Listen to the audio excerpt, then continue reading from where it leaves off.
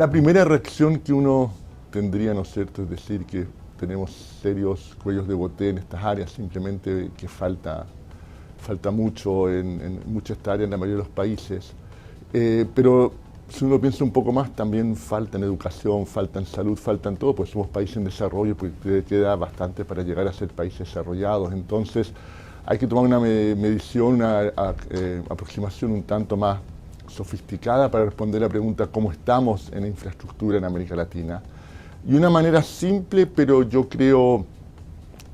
útil, de responder esta pregunta es comparar el ingreso per cápita que tienen nuestros países con las medidas que hay sobre la calidad de la infraestructura.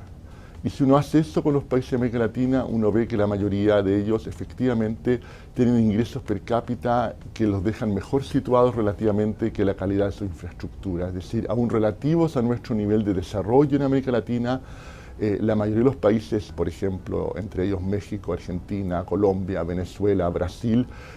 están mejor en ingreso per cápita que en infraestructura. Su infraestructura viene detrás de su crecimiento. Hay dos excepciones, son El Salvador y Chile, donde la situación es la inversa, donde son todavía países en desarrollo emergente en que todavía falta, pero claramente su infraestructura está relativamente mejor que su ingreso per cápita. Pero en general la situación en la región, y eso incluye las distintas áreas que mencionas, desde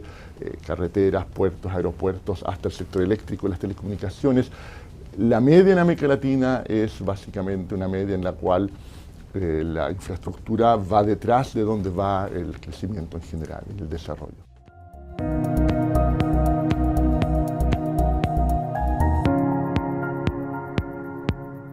La infraestructura es un elemento clave para el crecimiento futuro y se puede transformar entonces sí en un cuello de botella importante que limita las posibilidades de crecimiento. Por ejemplo, si no hay buenas carreteras, buenos puertos, buenos aeropuertos, un país que sigue una estrategia de desarrollo basada en exportaciones puede tener serios problemas porque aun cuando esté el potencial ahí, no se va a poder llevar los productos a los mercados internacionales, por poner un ejemplo que es clave. Un segundo tema, un país en el cual uno quiera un desarrollo importante en el sector agrícola. Si ese sector no puede llevar sus productos del campo a la ciudad, nuevamente va a tener problemas grandes para crecimiento. Entonces sí pasa a ser un tema en el cual el rol del Estado es clave, porque la infraestructura, teniendo un carácter público, un carácter en el cual beneficia a muchas personas y no solamente a uno, es un bien que tiene que ser provisto, o al menos con la iniciativa clave de parte del Estado en su provisión.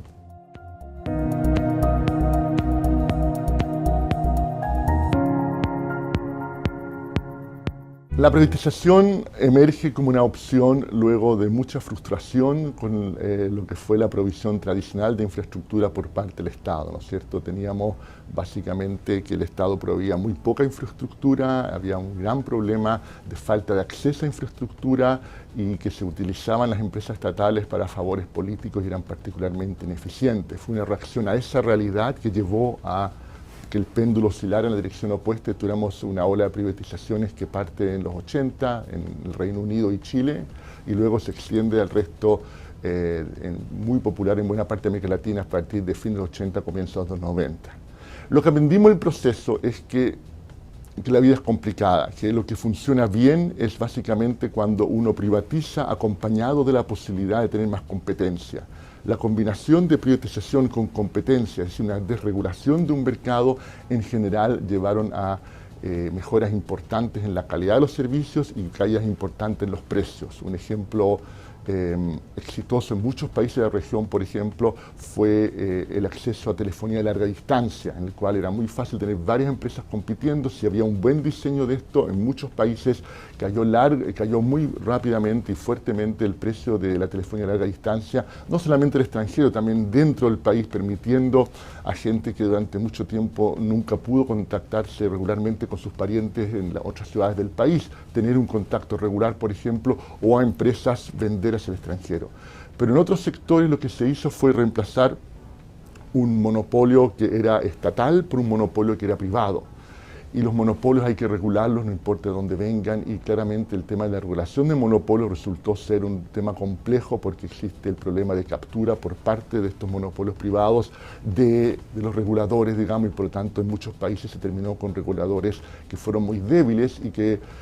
no lograron que las ganancias de eficiencia que efectivamente sucedieron y hubo se traspasaran a los usuarios mediante tarifas más bajas. Y tenemos entonces que los estudios comparativos que hay en su mayoría encuentran ganancias de eficiencia importantes,